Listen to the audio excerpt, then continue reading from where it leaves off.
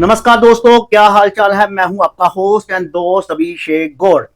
दोस्तों, 2021 में अमेरिका ने अफगानिस्तान से अपनी मिलिट्री, अपनी आर्मी वापस बुला ली और अमेरिका ने कहा था कि अफगानिस्तान के जो फौजी हैं वो आराम से तालिबान को संभाल लेंगे, उनके अंडर नहीं आने देंगे। पर ये अमेरिका के लिए बहुत ही शर्मसार बात रही। उनके जाते ही काबुल में जैसे के जो ट्रेंड फौजी थे उनको पता चला कि अफगानिस्तान के तालिबान वाले काबुल में अटैक करने आ रहे हैं, तो वो उसी टाइम भाग के चले गए और थोड़े ही दिनों में काबुल पर तालिबान का कब्जा हो गया। जो बाइडेन और अमेरिका के लिए इससे ज्यादा शर्मनाक क्या हो सकता है। जब तक वो अफगानिस्तान में रहे तब तक अफगानिस्तान में सब कुछ ठीक चलता रहा, पर उनके जाने के बाद जैसे कि तालिबान ने पूरा तख्ता पलटा और वहां की रूल एंड रेगुलेशन को अपने हिसाब से ही चलाना शुरू कर दिया। सबसे पहले हम बात करेंगे वहां पे जो माइनॉरिटीज थी। तालिबान के लड़ाकों ने, लोकल गुंडों ने वहां पे टारगेट किलिंग शुरू कर दी।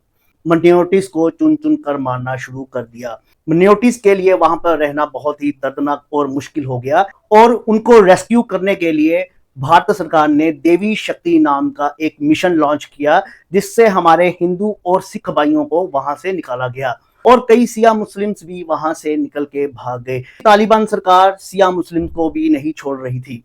माइनॉरिटीज का देखा जाए तो माइनॉरिटीज का तालिबान के अंडर बहुत ही बुरा हाल रहा है। अगर 1970 से पहले की बात की जाए तो लाखों में थी माइनॉरिटीज, हिंदू और सिख भाईचारा। 2021 आते आते कुछ हजार में रह गया, अब तो वहां पे सिर्फ कुछ 100 के ही करीब बचा है। तो हम आज ये टॉपिक क्यों शुरू कर रहे हैं, क्योंकि अभी फिलहाल ही अफगानिस्तान तालिबान सरकार की तरफ से एक नोटिस आया है, जिसमें उन्होंने कहा है कि वो फिर से जो हिंदू सिख भाइयों को तालिबान में वापस बुलाना चाहती हैं, जो कि यहाँ से भाग गए थे। तो उनके जो घर कब्जा किए हुए हैं उनके लोकल गुंडों ने, उनसे छुड़वाकर उनको उनके घर वापस दिए जाएंगे। तो इसीलिए आज का मुद्दा हम लेके आए हैं और आज इसके बारे में हम बात कर रहे हैं। पहले तो हम बात करेंगे क्या माइनॉरिटीज वहां पे सुरक्षित है। अब देखा जाए तालिबान आइडियोलॉजिक है बिल्कुल इस्लाम को लेकर, और अभी फिलहाल जो उनकी पॉपुलेशन है 99.99% मुस्लिम्स ही है, यानी कि 4 करोड़ पॉपुलेशन है, उसमें से सभी के सभी मुस्लिम्स हैं और बहुत ही कम वहां पे माइनॉरिटीज है, क्योंकि सारी माइनॉरिटी जो है वो 2021 में अफगानिस्तान को छोड़ के चली गई थी।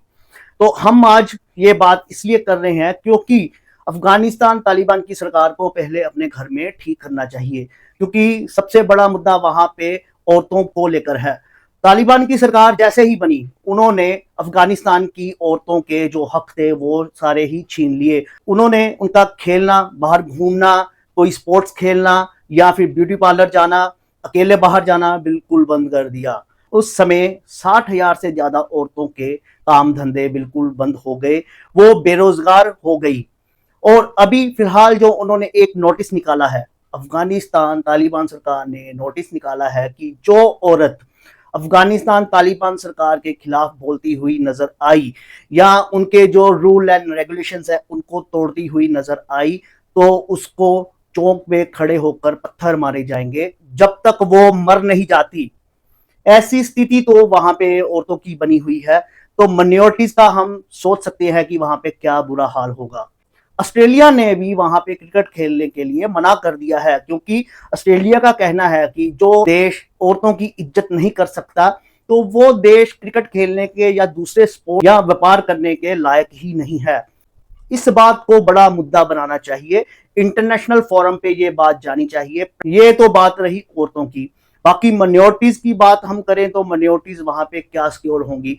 वहां पे सिया मुस्लिम जो है वो भी सुरक्षित नहीं है, तो हिंदू और सिख भाइयों का वहां पे क्या बनेगा। तालिबान सरकार का ये सिर्फ एक कहना है और अपनी इमेज को सुधारने वाला ये पॉइंट है। अदरवाइज मेरे ख्याल से ये कोई दिल से कहा गया वाक्य नहीं है। ये स्टेटमेंट सिर्फ अपने व्यापार को बढ़ाने वाली ही एक स्टेटमेंट है कि लोग उन पे विश्वास करें, हिंदू और सिख भाई ये बात मानकर वापस आ जाएं। पर फिलहाल एक जो हमारे खालसा अफगानिस्तान के एक लीडर थे, अच्छे लीडर थे, वो अफगानिस्तान में वापस चले गए हैं।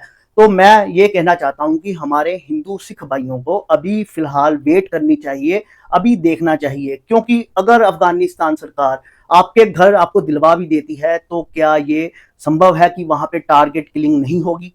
क्या माइनॉरिटी को चुन चुन के फिर से नहीं मारा जाएगा? उन गुंडों को कैसे संभाल पाएंगे? 4 करोड़ जनसंख्या में से अगर 40,000 या 4,000 भी ऐसे निकलते हैं तो भी आपका जीना मुश्किल हो जाएगा। तो मैं तो ये कहना चाहता हूं कि हाँ, बिल्कुल सही है अगर अफगानिस्तान और इंडिया के रिलेशन अच्छे होते हैं, क्योंकि उनके रिलेशन बहुत अच्छे रहे हैं और इंडिया ने भी काफ़ी इन्वेस्टमेंट की हुई है अफगानिस्तान में। पर फिर भी हमें अपने हिंदू सिख भाइयों से प्यार है और मैं ये कहना चाहता हूँ, आप वेट एंड वॉच की पॉलिसी देखो। अगर आप यहाँ पे सेटल हो चुके हो, आप कनाडा में सेटल्ड हो, तो फिर आपको वहां पे जाने की जरूरत नहीं है, क्योंकि तालिबान सरकार का कुछ पता नहीं है। अगर वो भी ठीक रहती है तो उनके जो गुंडे हैं, उनके जो लड़ाके हैं, उनका क्या पता कभी भी टारगेट किलिंग शुरू कर दें, क्योंकि अगर वहां पे आपको न्याय मिल भी जाएगा टारगेट किलिंग की वजह से, जो आपके अपने होंगे वो अगर मर गए तो फिर आप कहां से वापस लेके आओगे। तो दोस्तों, आज की वीडियो हम यहीं खत्म करते हैं।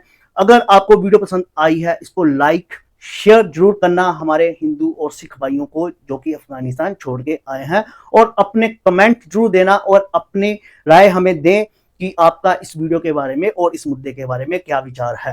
तो दोस्तों, आपका होस्ट एंड दोस्त अभिषेक गौड़, मिलते हैं किसी नेक्स्ट वीडियो में। धन्यवाद दोस्तों।